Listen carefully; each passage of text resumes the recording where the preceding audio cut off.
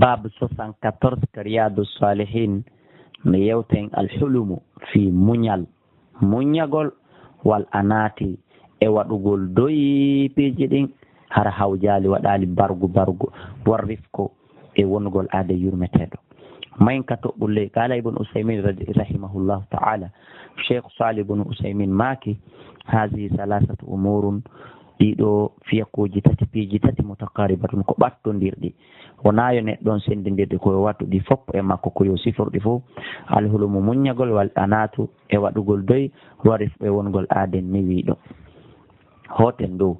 qala allahu taala allah daali wal kasumina al gayda o wacci ɓeɗo moɗayɓe tikkere wal afina ani nnasi wallahu yuhibbul musinin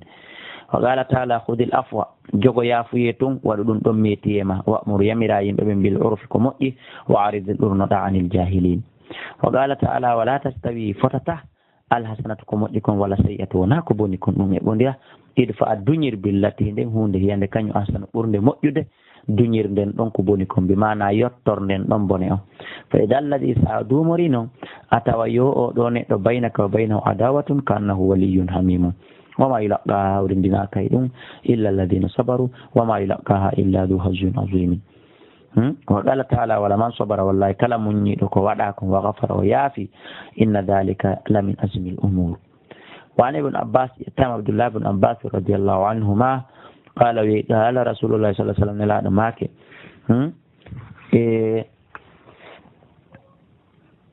لا أشج عبد القيس قال نلاد الله ما كان لي أشج ونند شج عبد القيس أو لو يأتيني نلاد ماك أي أن إن فيك أندن إماد خصلتين فيه ديدي يحبهما الله الله نيدين alhilmu muñagol wal anatu e deƴere waɗugol doy mi yirimaɗa sifori ɗi ɗino wela allah duumo e majji rawahu muslim enen kadi yo allah newinan en siforgol ɗiɗo sifaji wan aishata ƴettami enene meɗen aicha radiallahu anha qalat ɓe maaki qala rasulullah sa sallam nelaɗo maaki inna allaha allah rafiqun kanko ko newiɗo yurmeteɗo yuhibbu rifqa mo yiɗi yurmeteɗo fil amri e fiyakuji ɗin kullihi ɗi fop muttafaqun alayhi wana ƴettama aicha anna nabiya sa sallam qala o maake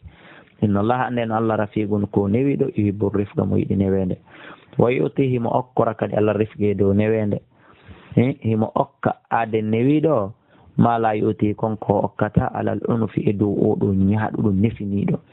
wa ma la yuti e konko okkata ala ma siwahu e dow koye natana oɗo rawahu muslim wa ana yettama enen aicha anna nabiyya sallallahu alaihi wasallam qala bima inna rifqa ande no newende la yakunu nde latatako fi shay'in hayi e hunde illa zanahu siwona e nden newende ɗon nde cuɗɗinayi nden hunde nde labinane wala yunzau ɓortotako sortotako kañum newende nden min shay'in iwa e nder hunde illa shanahu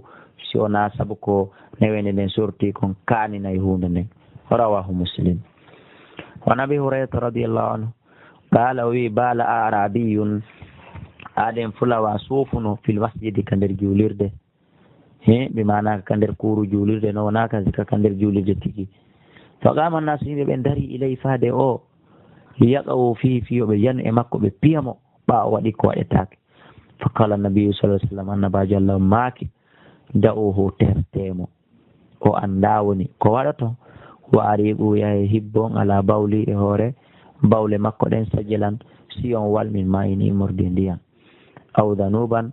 ma ɗum siyon wal fo mum ko façon miran e andi no hari kam ɗon say ko sakoye guri ndiyan watte mum aw danuban ma ɗum siyon wal min mayini morde ndiyan hibbon e hoore sofe ɗen fa innama e bu'istum ande ko nelira ɗon mubashirina ko yo wonu mo yassirina ko newinoɓe ko yo wonu newinoɓe walam tubatu on neliraka mo assirina fi yo wonu sattinoɓe rawahu al-Bukhari as-sajlu ko wiyete sajlu ɓe fati sin sabu ko sino waɗa kon poccal dow almuhmala tertaɗo toɓɓaka ko iskanu jim e waɗagol jim on kowal waya ɗum addalu ko miran almumtali'atu hebbinaɗo ma ndiyan kadalika danubi ko wana noon kadi ko wiyete kon danubi ko miran hebbinaɗo ndiyam وعن أنس رضي الله عنه عن النبي يتى النبي صلى الله عليه وسلم قال وي يسروا كوني نوينه كوني وɗe woni facilitoɓe wala to asiru wata on satti wa bashiru weltine wala to naffiru wata o raɗɗo yimɓe ɓen hulɓinon ɓe muttafaqun alayhi. وعن جرير بن عبد الله رضي الله عنه قال وي سمعت من أني رسول الله صلى الله عليه وسلم يقول معك من يحرم kala ɗawaɗo rifɗo ko wiyete kon newende yuram harayo dawama alkhayra moƴƴere nden kullawde fof rawaha muslim. allahu akbar. awa renoɗe musidɓe juɓe wonen yimɓe newiɓe welɓe naɓudude welɓe huwodirde wotta e won aaden criminel jo ma ɗum haray en faɗi moƴƴireji ɗin yo Allah dandu en. wan abi hurayrata radiallahu anhu anna rajulan wonde gorko goo qala o wi anno linnabi annabajo alah sallah sallam o wi nelaɗo awsini yamiran komi huwa hara ɗuɗɗinali. qala nelaɗo maki la tahdabo ta monota won aaden monotoɗo nani. faraddada miraran wari laawi laawi o filliti laawi laawi mo lanndo nelaɗo e nelaɗo tindinmo ko huwa ko tawata enele ɗum ko naadata aljanna koko wonata sabu goɗɗo naata aljanna. qala nelaɗo jaabomo la tahdabo ta tikku ta mono. rawa al-Bukhari kanko yawiti ɗum kono le anda nelaɗo maki do laysa sadidu bi sura wonali dolnugol yawgol liɓugol goɗɗo fa innama sadidu alladi yamliku nafsahu inda al-ghadab ko wiyete ngurɗuɗo kon wawɗo jogitade hoore mo wonki kin e tere ɗen fewndu o tikki tawa o huwali ko Allah yiɗa o wowlali ko Allah yiɗa kon wiyete gorko. wan abi ya'la shaddad bun aus radiallahu anhu an rasulillahi gayne laɗo Allah sallallahu alaihi wasallam qala ɓe maki inna Allah no Allah kataba al ihsana o farli moƴƴugol ngol ala kulli shay'in dow kala hunde. fa ida qataltum so tawi woni on waray hay son hirse mum munti on fasino moƴƴini alqitlata wargo ngo. wa ida dabahatum so tawi woni on hirsay fasino moƴƴine welne addabahati laaɓi hirsirki kin fasino moƴƴine kan addabahata hirse ɗen kono ɗe moƴƴinirte